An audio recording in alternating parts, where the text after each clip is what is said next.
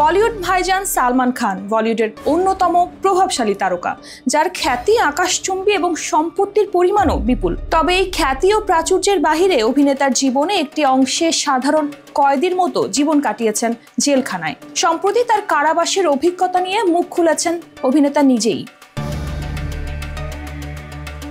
সম্প্রতি ভাতিজা আরহান খানের পডকাস্ট শো ডাম্প বিরিয়ানিতে সালমান খান তার কারাবাসের অভিজ্ঞতা বর্ণনা করেছেন। সেখানে তিনি জানান যে কিভাবে তিনি জেলে একজন সাধারণ কয়েদির জীবনযাপন করেছেন, যেখানে তার তারকা খ্যাতির কোনো মূল্যই ছিল না। কঠোর পরিশ্রম ও নিয়মানুবর্তিতা গুরুত্ব নিয়ে আলোচনা করতে গিয়ে সালমান বলেন, ঘুমের মতো সাধারণ প্রয়োজনকেও তিনি সাফল্যের পথে বাধা হিসেবে দেখেন। তিনি বলেন, ক্লান্তি সত্ত্বেও তিনি দিনে 1.5 থেকে 2 ঘন্টার বেশি ঘুমান না। এমনকি কাজের ফাঁকে 5 মিনিটের বিরতি পেলেও তিনি চেয়ারে ঘুমিয়ে নেন।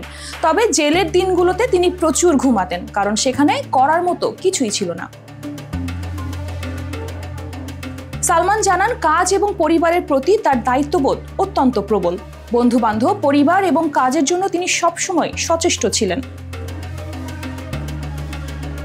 প্রসঙ্গগত 1998 সালে হাম সাথ সাথ হ্যায় ছবির শুটিং চলাকালীন যোধপুরে কৃষ্ণসার হরিণ শিকারের অভিযোগে সালমানের বিরুদ্ধে মামলা হয়। এই মামলায় তাকে কয়েকদিন জেল হাজতে কাটাতে হয়। এরপর 2006 সালে একটি আদালতে তাকে 5 বছরের কারাদণ্ড দেয়।